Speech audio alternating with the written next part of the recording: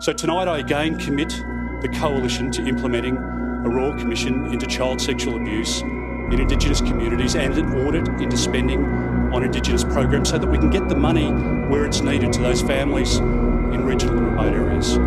As a leader of the opposition, I believe that we need to come together to tackle challenges, to help families struggling with the cost of living. That needs to be the Prime Minister's priority now. We need to give young Australians hope that they can buy their own home.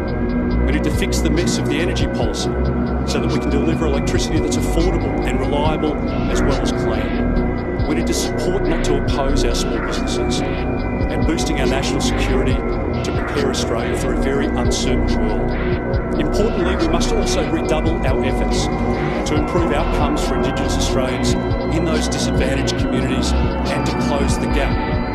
That includes an urgent need to boost law and order, to increase school attendance and employment at many remote communities. And that means listening less to activists and more to people in those communities and those who champion them, including Senators Karen Little and Jacinta Nampijinpa-Price. They're amazing Australians. For the past year, the Prime Minister and the government's been consumed by this referendum, and they focused on the wrong priorities. Now, as I say, we do need to turn the page, to unite and to address the many challenges facing our country. I want to thank all Australians who have participated in this debate. We are the greatest country in the world. We need to continue to make sure that that's the case, to never have complacency and to always stand up for our values and what we believe in and show the strength of character and leadership to deal with those threats that our country faces now and into the future. I'll ask Jacinta to say a few words and then we're very happy to take questions. Thank you. In Australia, sadly, a compromise at the highest of levels. There's a former Prime Minister on this list, and it is a police document. He was a person who's in this list here as picking up young blokes in the toilets outside Marcelin College at Randwick. He heard a case, stepfather abusing a daughter.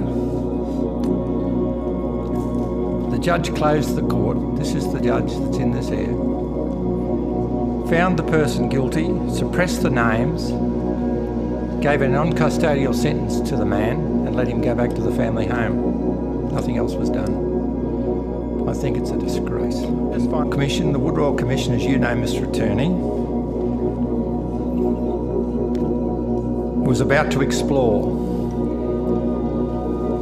and it's in the Hansard, so it's no great secret, who the legal fraternity people were that used to attend Costello's, the boy brothel club in Kellett Street, King's Cross. And I've actually got the list here. And a lot of them are still practising.